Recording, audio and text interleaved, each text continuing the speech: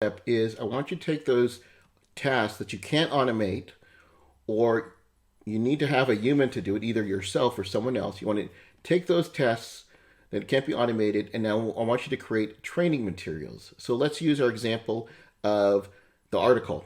So let's say we have the article is written. Let's say we used Jarvis to create the article, but we need to have an editor, a human editor, to go over that article.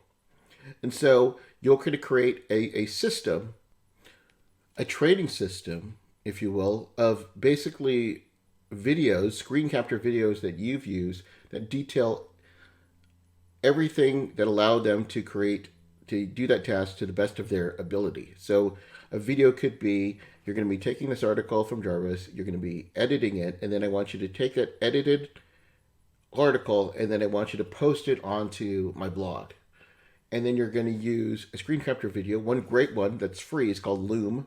You can get it at loom.com. You can also use Camtasia, which is for PC. You can use ScreenFlow. There's lots of Screenomatic. There's a lot of screen capture videos. But the way I like that is because they're looking on the screen, and there's not, it's not subject to nuance. It's not subject to misinterpretation because they're actually watching it, on the screen. And it's going to make your life a whole lot easier. Yeah, it's going to be kind of a pain in the butt doing it the first time.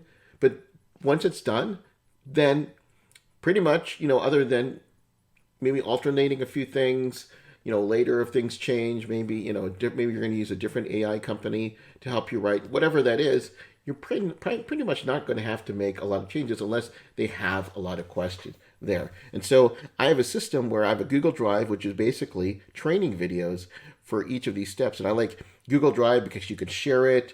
It's private. You're in your little ecosystem. And then if they have a question, they're not just going to come to you. They can just go to the video. So that's going to save you a lot of time. I use this concepts in not only my online businesses, but my offline businesses as well. I have, let's say, a medical assistant. They've got a certain amount of tasks. I have them create videos. So when we hire more people, or perhaps one day if they decide to leave, they're actually kind of training their replacement. And I love video because, like I said, it's right there. They can repeat the steps, they can rewind, they can slow down the video, and it's going to help them teach. And if you're creating this little ecosystem where you've got a series of videos that details every single steps, in a sense, those are your SOPs. Those are your standard operating procedures.